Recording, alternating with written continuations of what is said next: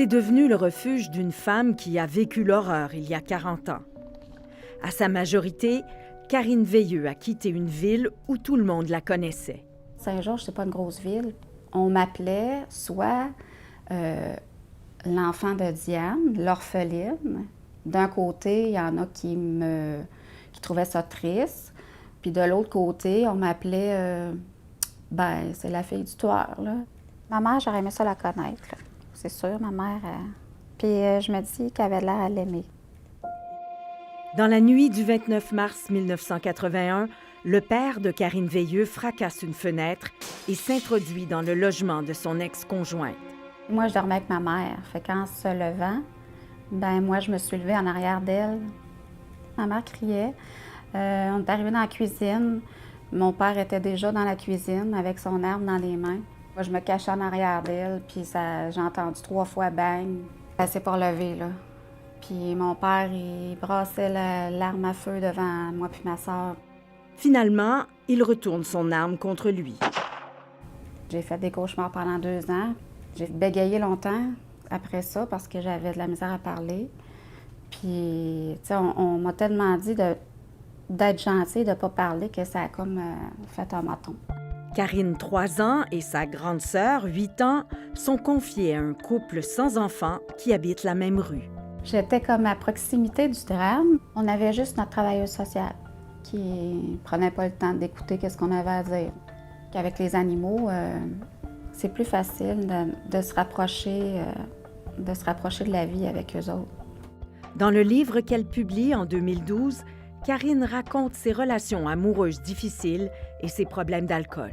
J'ai franchi un bon nombre d'obstacles. Le pire de ma vie, la violence. Cette violence qui m'a suivie toute ma vie.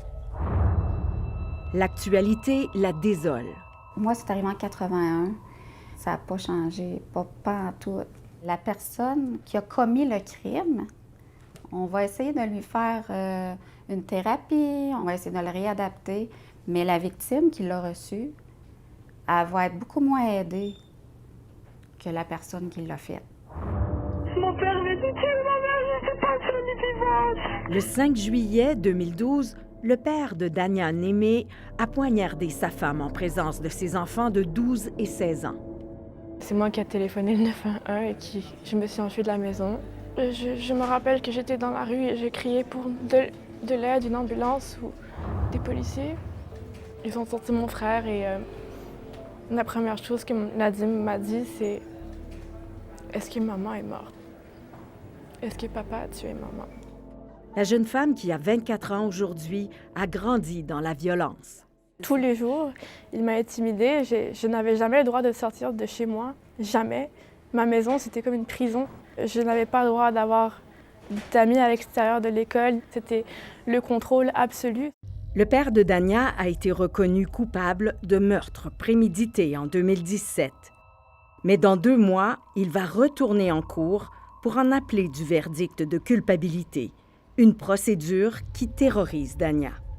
En ce moment, je vis une détresse psychologique et émotionnelle et carrément physique qui m'affecte tous les jours.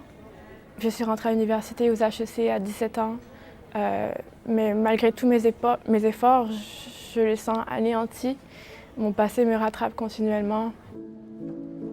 Reconnaissante du soutien qu'elle a eu, Dania trouve du réconfort auprès des animaux et dans l'écriture. J'ai des projets aussi comme créer une bande dessinée qui parle de mon parcours auquel j'aimerais adresser aux femmes et leur expliquer mon histoire.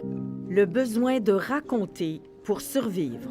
Moi, j'ai tout le temps parlé de mon histoire à mes enfants parce que j'ai tout le temps vécu seule avec mes enfants. Là, j'ai un conjoint, ça fait 1 an et quelques mois, mais mes enfants, là, c'est ma vie. 3 beaux enfants qui ont pour grands-parents le couple qui avait accueilli la petite Karine. J'ai fait la paix, oui. Pardonner, c'est sûr que je ne l'oublierai jamais. Parce que je n'ai pas connu ma mère à cause de lui.